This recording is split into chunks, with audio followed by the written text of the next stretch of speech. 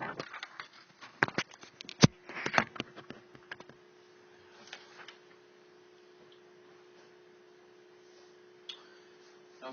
so today we're going to be talking about a topic that's really, honestly, not very much fun. Um, I'm sure each of us at some point in our career, whether that was as a student, as a teacher's assistant, as a professor, as a faculty chair, have at some point had to deal with a dishonest or a difficult student. And it's not so much that we think that this is never going to happen. We're aware it's going to happen, but we want to be smart and not make too many opportunities for students to be difficult or dishonest. And there are steps that we as educators can take to make sure that we minimize the risk of students being tempted to cheat or be difficult with other classmates and things. There are things we can do to reduce that, and then there are ways that we can make it so that the effects of it are not as great as they might otherwise be. So the first thing that we're going to do, just as a group, and you can begin just to bring up an example, whether it was a classmate of yours or a student that you taught that gave you a difficult time or was dishonest, and tell us how that made you feel as an instructor.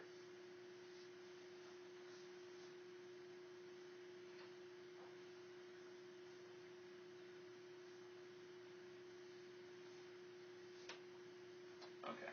Now, what we're going to do now is we're going to go a little bit more into dishonesty as a topic.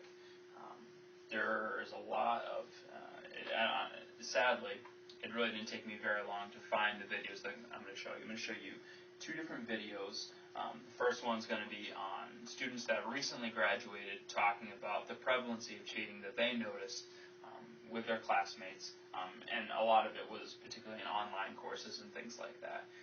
And so, in some sense, we might be tempted to think, well, that couldn't happen here. This is a Christian college, our students would never cheat. Well, for those of us that have taught at this college even for a long time, we know that students being dishonest isn't just a state university phenomena or a non-Christian institution.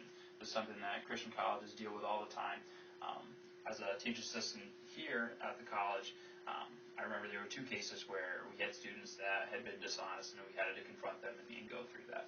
So it happens even in a place like this, and in an online format it can be extra tempting. So what we're going to do is we're going to watch this video that we've prepared here, and just at the end there's some profanity, so I want you to be prepared for that.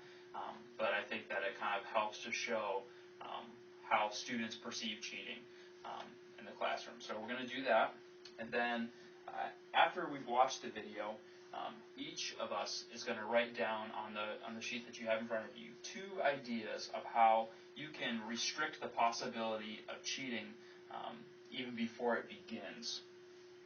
And then we'll watch another video that will give some suggestions on how we can minimize the likelihood of students being dishonest in our online classes.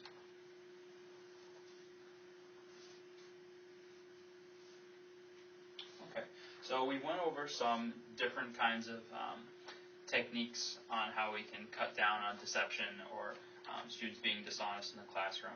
And what we're going to do now is we're going to talk about working with difficult students, because difficult students comes in a variety of different stripes, types, shapes, and sizes. And one thing that they share in common, though, is that they can very quickly make what would otherwise be a healthy learning environment detrimental to learning. So that might be a person that's a bully online, and so they're always going to put out their thoughts first, and they're going to cut you down if you disagree with them or something. And we need to make sure that in our online learning, particularly in our discussion boards and things, that it's a safe place for people to bring up new ideas, to discuss new thoughts without the fear of being annihilated by angry person A, B, or C.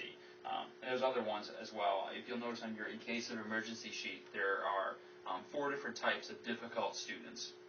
And what I want for each person in your group is to choose a different type of difficult student to respond to, and make sure that in your response that you're going to write to that person, that there are 3 things that you're going to write down what you're going to do. The first is going to be what means of communication would be. So it would be phone call, email, in public in the discussion board.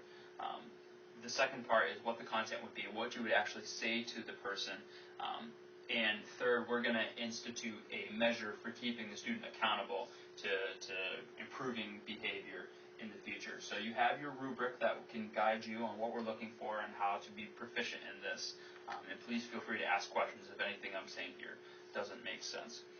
And so after we're done as a group, we're going to hear the other strategies that the other participants here have come up with.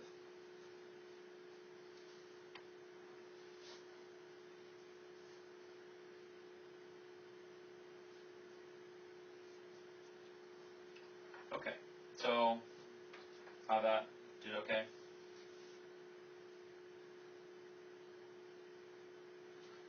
Okay, so for the last 15 minutes of this session, what we're going to do is each participant will take your in case of emergency spreadsheet thing that you have in front of you. And so each of you is going to create 2 strategies that you're going to build into the syllabus or the document that you begin this class with that is going to prevent difficult or dishonest behavior. So set those out even now, and that way when students get your syllabus the first time, it's going to be clear to them what the expectations for this course are. So in the case of dishonesty, maybe that's a strategy about what the consequences for dishonesty is and how you'll proceed if you see that. Maybe another example will be making sure that students understand, even in the syllabus, that it's not okay to cut the legs out from under another learner, or that we need to be respectful. Whatever that looks like, write down 2 things on your sheet and use the rubric that you have attached there to guide on how you create those strategies.